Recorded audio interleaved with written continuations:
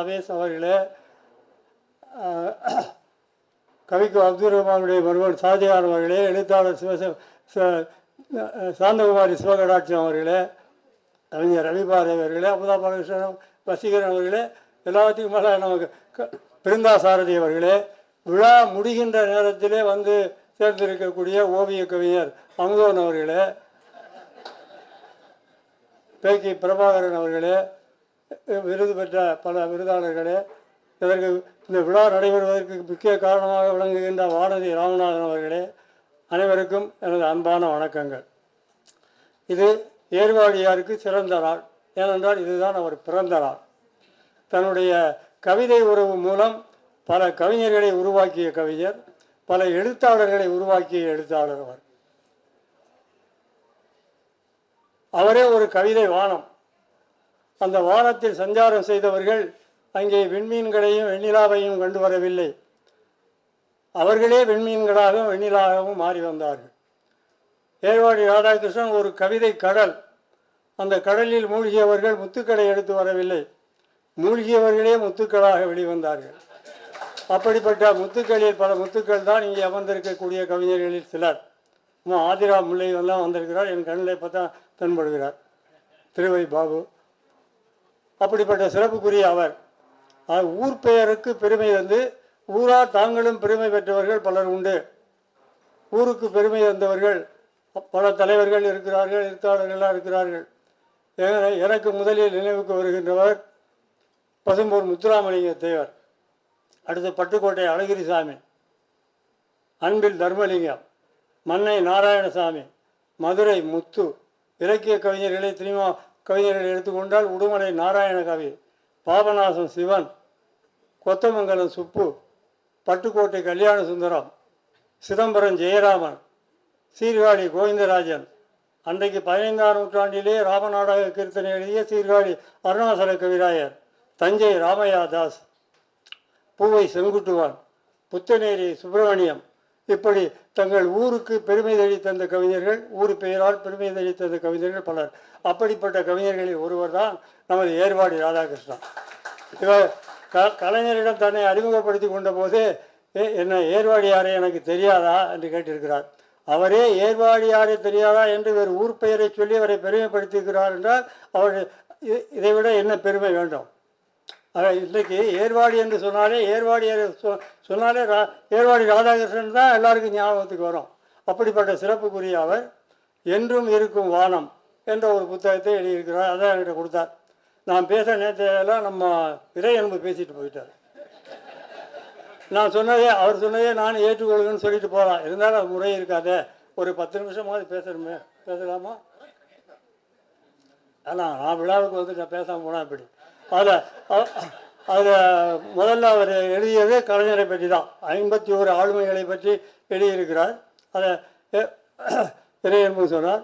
முதல் ஆளுமை கலைஞர், இறுதியில் இருப்பவர் இலக்கிய செல்வர் குமரி அனந்தன். கலைஞரை பற்றி சொல்லும்போது அவர் சொல்வார், கலகலப்பாக சாமர்த்தியமாக சாதுரியமாக எதையும் பேசுவார். இறுக்கமான நேரத்தில் கூட கலகலப்பாக பேசி உற்சாகத்தை ஊட்டுவார் என்று சொல்லி விட்டு ஒன்றை சொன்னார். ஒரு முறை அவர் ஆட்சியில் ஏதோ கூவம் ஆற்றில் ஒரு முதலை வந்தது. வெளிவந்து பெரிய பரபரப்பை ஏற்படுத்தி விட்டது. பத்திரிகைகள்லாம் போட்டார்கள். அப்போது சட்டமன்றம் நடந்து கொண்டு இருந்தது. காங்கிரஸ்காரர் ஒருவர் கேட்டார் சட்டமன்றத்தில், என்ன அரசாங்கமே கூவத்தில் முதலை போட்டிருக்கிறதா அப்படின்னு. கலைஞர் சொன்னார், ஆமாம், அரசாங்கம் தான் முதலை போட்டிருக்கிறது, 2 கோடி ரூபாய் முதலை போட்டிருக்கிறது, சீர்படுத்துவார் அப்படி சொல்லி அதாவது அந்த நேரத்தில் அந்த கலகலப்பாக பேசுவார். அப்படி நிறைய சொல்லலாம். ஒரு முறை கண்ணதாசன், ஓ நீ அண்ணாட்ட சொல்லியா, நான் பாண்டிச்சேரியில் நிற்கணும்பியா தேர்தலில். ஓ நீ பாண்டிச்சேரி போனால் உன்னால் நிற்க முடியாதுயா, வேறு எங்கேயும் இல்லையா. அதுக்கப்புறம் தான் திருக்கோட்டியூர் தொகுதியை கொடுத்தாங்க, தோற்று விட்டார். அப்போ அது சொல்லும்போது சொல்லுவார், கவியரங்கங்களுக்கு அவர் தலைமை தாங்கிய பிற்பாடு தான் வரவேற்பும் எழுச்சியும் அதிகம் ஏற்பட்டதுன்னு சொல்கிறார். உண்மைதான். கலைஞர் கவியரங்கத்துக்கு தலைமை தாங்கிய பிற்பாடு தான் கவியரங்கத்துக்கு எழுச்சி வரவேற்பு மலர்ச்சி ஏற்பட்டது. நான் சென்னைக்கு வந்த புதிதில் நான் நானும் அப்துல் ரஹ்மானும் முதல் சென்னையில் பாடிய முதல் கவியரங்கம் கலைஞர் தலைமையில் நடந்த அண்ணா கவியரங்கம் தான். அப்போ 1966 1972 வரையிலும் முரசொலி பத்திரிகையில் துணை ஆசிரியராக இருந்தவன் தான். 67 அந்த கவியறை நடக்குது. அதில் யாராருன்னா நான், கவிஞர் கருணானந்தம், கவிஞர் முடியரசன், அப்துல் ரஹ்மான், புலவர் பொன்னிவளவன், புலவர் ஆடலரசு, கண்ணதாசனிடம் இருந்த கவிஞர் தமிழ் பித்தன் எல்லாரும் கவிதை பாடினோம். அதில் என்னை அறிமுகப்படுத்தும் போது கலைஞர் சொன்னது என்னால் இன்னும் மறக்க முடியலை. என்ன சொன்னார்னா, என் வீடகத்து தம்பி மாறன் முரசொலியில் ஏழெழுத்து எழுதுகின்ற இளம்புலவர் முத்துலிங்கம் பாட வருகின்றார், தேனாக பாடு தம்பி, இருக்கின்றோம் நாங்கள் தும்பி அப்படின்னு சொல்லுவார். இது என்னால் இன்னும் மறக்க முடியாது. அந்த கவியரங்கத்தில் கவிஞர் முடியரசன் பாடும்போது ஒன்று சொன்னார். அப்போ தேர்தல் பிரச்சாரம் நடந்து முடிஞ்சால் ஒரு ஒரு ஒரு மாதத்துக்குள்ள நடக்குதுன்னு வச்சுக்கிறீங்களேன். அப்போ 6 நாள் அதிகாரம் மாறும், காங்கிரஸே அப்போது என் செய்வாய் என்று கேட்டார் மயிலாப்பூர் கூட்டத்தில். 6 நாளில் அதிகாரம் மாறிடுச்சு. அதை வச்சுக்கிட்டு முடியரசன் பாடும்போது சொன்னார், நீ கருணாநிதியா, நீ கரு நான் நிதி என்பேன் அப்படி சொன்னார். அது மாதிரி அப்துல் ரஹ்மான் பாடும்போது என்ன சொன்னார்னா, கூட்டத்தை அனைத்தும் அறிந்தவரை அறிஞர் எனலாம், வலைவீசி மீன் பிடித்தவரை வலைஞர் எனலாம், கூட்டத்தை கலைப்பவரை கலைஞர் எனலாம், நீரோ கூட்டத்தை கூட்டுகிறீர், கலைஞரா நீர், உண்மை கலைஞர் என்று யார் சொல்வார்? நான் சொல்வேன், கலைஞன் நீ அப்படின்னு சொல்லிட்டு, கலைஞன் நீ, இந்தி கலைஞன் நீ அப்படின்னு கை காட்டுவார். உடனே எல்லோரும் கை தட்டுவார். அப்படி நிறையா அதில் சொல்கிறார் பாருங்க. அதை அப்போவே பாடினார் அப்துல் ரஹ்மான். இந்தி எனும் தீயால் இந்தியா எனும் சட்டி வெந்து சுடுகிறது, விழுந்து விட்டால் எச்சரிக்கை, நாடே சிதறண்டு போய்விடுங்கிற கருத்து அப்போவே பேசினார். அப்போவே அப்படி இருந்தால் இப்போ இவ்வளவு தீவிரமாக திணித்து கொண்டு இருக்கிறார்கள். அதை சிந்தித்து பார்க்க வேண்டவர்கள்.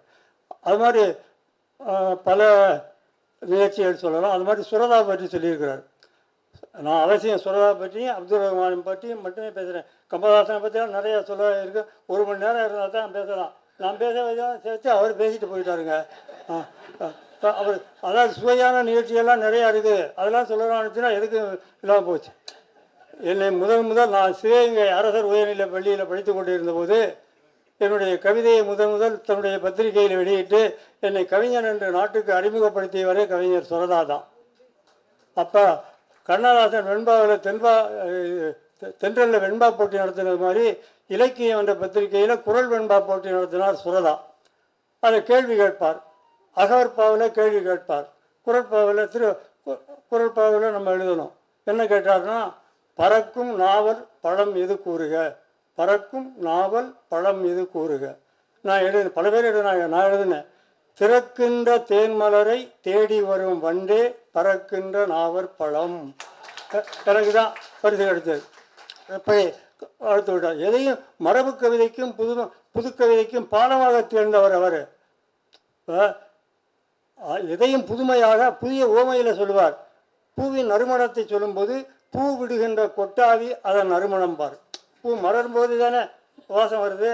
பூ விடுகின்ற கொட்டாவி அதன் நறுமணம் பார். பூவிலிருந்து எடுக்கக்கூடிய தேனை சொல்லும்போது பூவின் வேர்வை அந்த தேன் சொல்லுவார். கடல் அலைகளை சொல்லும்போது தண்ணீர் சுவர்கள் என்பார். தேங்கி கிடக்கின்ற குளங்குட்டையை சொல்லும்போது தண்ணீர் மெத்தை என்பார். ஓடுகின்ற ஆற்றை சொல்லும்போது தண்ணீர் வீதி என்பார். மலைகளை சொல்லும்போது தரை சுமக்கும் சுமைகள் அந்த மலைகள் என்பார். மரங்களை சொல்லும்போது பூமி பெண் தனக்குத்தானே பிடித்து கொள்ளும் குடை அந்த மரம் என்பார். அதை இன்னொரு கவிஞர் ஒரே வார்த்தையில் சொல்லிட்டான். கவித்துவத்தை ஒரே வார்த்தையில் அந்த கவித்துவத்தை வெளிப்படுத்தலாம் பாருங்க. மரங்கள் நிழல் நெசவாளர்கள். யார்? சிங்கப்பூரில் இருக்கக்கூட பிச்சினிக்காடு இளங்கோ என்ற கவிஞர். அப்படி இப்போ நிலவு என்ன சொல்லுவோம்? இரவுக்கு தீபம்னு சொல்லுவோம், வான விளக்குன்னு சொல்லுவோம். நான் கூட பல பாடல்கள் எழுதியிருக்கிறேன். சிவாஜி கே.ஆர். விஜயா நடித்த படம் ஊருக்கு ஒரு பிள்ளைன்னு படம். அதில் கண்ணதாசன் எழுதின ஒரு பாட்டு சல்லியில் நான் எழுத போக எல்லா பாட்டையும் நானே எழுத வேண்டியதாக வந்தது. அதில் கல்வியை பற்றி வரும். அதில் இரவுக்கு தீபம் என்று நிலவுக்கு பேர், அறிவுக்கு தீபம் என்று கல்வியை கூறு அப்படின்னு சொல்லியிருப்பேன். அதே போல் இன்னொரு படத்தில் குங்குமம் கதை சொல்லுகிற படத்தில் இரவுக்கு விளக்கேற்ற நிலவு வரும், அந்த நிலவுக்கு இவள் முகம் அழகு தரும்னு எழுதியிருப்பேன். அதே போல் இவரும் விளக்குன்னு தான் சொல்கிறாரு சுரதா. ஆனால் நம்ம சொன்னது மாதிரி இல்லாமல் சொல்லுகின்ற முறையே வேறாக இருக்குது பாருங்கள். என்ன சொல்கிறார்? எண்ணெய் விளக்கேற்றி வைத்தால் அணையக்கூடும் என்பதனால் அதோ அந்த நீலவானம் வெண்ணெய் விளக்கேற்றுவதை பாரா என்று வெண்ணிலவை அவன் சுட்டி காட்டலானான். வெண்ணிலா வெண்ணெய் மாதிரி இருக்குல்ல, அதுக்கு அப்படி பல கிளியின் சிவந்த மூக்குக்கு எத்தனையோ பேர் எத்தனையோ உண்மைகளை சொன்னார்கள். பச்சை மிளகாய் பழத்தை போன்றது கிளியின் மூக்குன்னு சொன்னார் பாரதிதாசன். கம்பதாசன் சொன்னார் பனம்பழத்தின் முகத்தை போலே சிவப்பாக இருக்கிறது கிளியின் மூக்குன்னு சொன்னார். மற்ற கவிஞர்கள்லாம் தொழிலாளியின் அர்த்தம் போல செம்பருத்தி பூ போல இருந்ததுலாம் சொன்னாங்க. சுரதா தான் யாருக்கும் தோன்றாத ஒரு சிந்தனையை, யாரும் சொல்ல நினைக்காத சிந்தனையை வெளிப்படுத்தினார் உவமையாக. என்ன சொன்னார்னா, அமரகவி படத்தில் பாகவதர் பாடுற மாதிரி, வெற்றிலை போடாமலே வாய் சிவந்த பச்சை பசுங்கிளிகள் சுற்றி திரிகின்ற கீர்த்திவர்மன் தேசத்திலே பார்க்கின்ற பெண்களின் வாயெல்லாம் கோவை பழம் அப்படின்னு ஒரு தொகையரா வரும். அதில் நிலாவை பற்றி ஒரு பாட்டு எழுதி, அதில் 11 வசனமும் வருதான் சுரதா. அதில் பாட்டு 11 பாட்டு எழுதியிருக்கிறார். பிரேநிலாவை சொல்லுவார், யானை தந்தம் போலே பிரேநிலா அப்படிம்பார். அந்த ஊமையிலையும் இந்த இதையும் பார்த்து மயங்கிய பாகவதர் எப்போதுமே 110 பவுனில் செய்த தங்கத்தட்டில் தான் சாப்பிடுவார். இவருடைய இந்த ஊமையையும் பாடலையும் பார்த்த அவர் கம்பெனிக்கு வரும்போதெல்லாம் இவருக்கு இப்படித்தான் போட வேண்டும் என்று சொல்லி 110 பவுனில் தங்கத்தட்டு செய்து சுரதாவை சாப்பிட வைத்தவர் தியாகராஜ பாகவதர். அன்றைக்கு கவிஞர்களே அந்த அளவுக்கு மதித்தார்கள், நடிகர்களாக இருந்தவர்களே என்பதை எண்ணி பார்க்க வேண்டும். அது மாதிரி இவர் அப்துல் ரஹ்மானை பற்றி எழுதியிருக்கிறார். அதாவது நாங்கள்லாம் பாரதிதாசன் பரம்பரையை சேர்ந்தவர்களாக இருந்தாலும் உண்மையிலே சுரதா பரம்பரையை சேர்ந்தவர்களா. அதாவது சுரதா எழுதிய பிற்பாடு தான் அவரை பார்த்து தான் நாங்கள்லாம் எங்களுக்கு முன்னோடி வழிகாட்டியாக இருந்தவர். நாங்கள் அப்துல் ரஹ்மான், இவர் ஈரோடு தமிழன்மன், எல்லாரும் ஈரோடு தமிழன்மனே சொல்வார். பாரதிதாசன் பரம்பரை என்று எங்களை சொன்னாலும் உண்மையிலே நாங்கள் சுரதாவின் பரம்பரைன்னு சொல்வார். அது மாதிரி அப்துல் ரஹ்மான் சொல்வார். உண்மையான புது கவிதையை முதல் எழுதியவர் அப்துல் ரஹ்மான். பலர் சொல்வார்கள் பாரதியார், பிச்சைமூர்த்தி அப்படி சொல்வார்களே தவிர அதில் உண்மையான புதுக்கவிதை இவர் தான். புதுக்கவிதையின் பிதாமகன் அப்துல் ரஹ்மான் தான். அதாவது மணவூரில் ஒரு கவியரங்கம், மணவூர்னா மதுரை எழுத்தாளர் மன்றம் நடத்தியது. சிவகங்கை பக்கத்தில் இருக்க மணவூர்லேயும் மதுரையில் இருக்கக்கூடிய கோச்சடையிலையும் ஒரு கவியரங்கம். அந்த 2